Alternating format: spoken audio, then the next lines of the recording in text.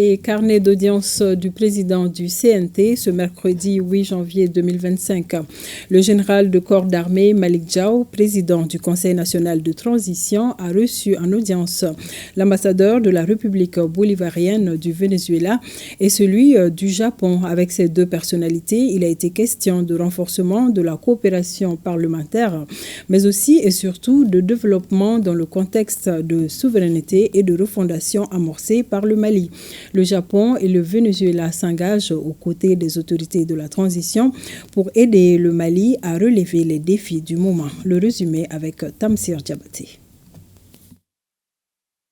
Au cours de cette audience, il a été surtout question de renforcer les relations de travail entre les deux parlements, celui du Venezuela et du Mali, afin de conforter les dites institutions parlementaires.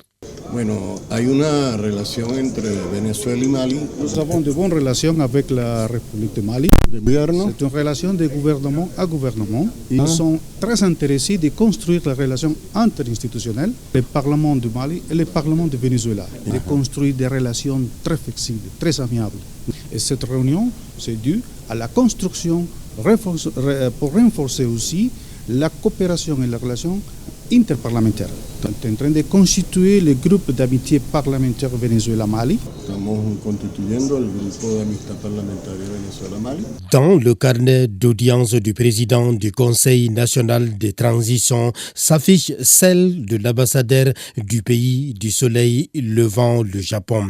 Oui, le Japon, à travers son ambassadeur, salue et apprécie le nouveau départ du Mali. Le Japon est toujours un ami du Mali et je voudrais toujours accompagner le Mali qui essaye de faire la fondation pour avoir le Malicula.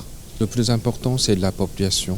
Le Japon aussi, il y a 150 ans, le grand retard de la technologie vis-à-vis des pays occidentaux et le Japon a décidé de se développer, industrialiser, moderniser. Mais les Japonais ne pouvaient pas assumer ou mettre en œuvre de la décision. C'est pour cela que le Japon a fait venir beaucoup de conseillers étrangers en payant très cher. Et en même temps, le Japon formait des jeunes au Japon ou à l'étranger. Et au bout de 3 ans, 5 ans, 7 ans, ils sont revenus au Japon et ils remplaçaient des conseillers étrangers. Et à l'issue de cette audience, les deux personnalités se sont offerts des cadeaux de nouvel an, des actes qui annoncent des perspectives nouvelles en matière de coopération interparlementaire entre le Mali et le Japon.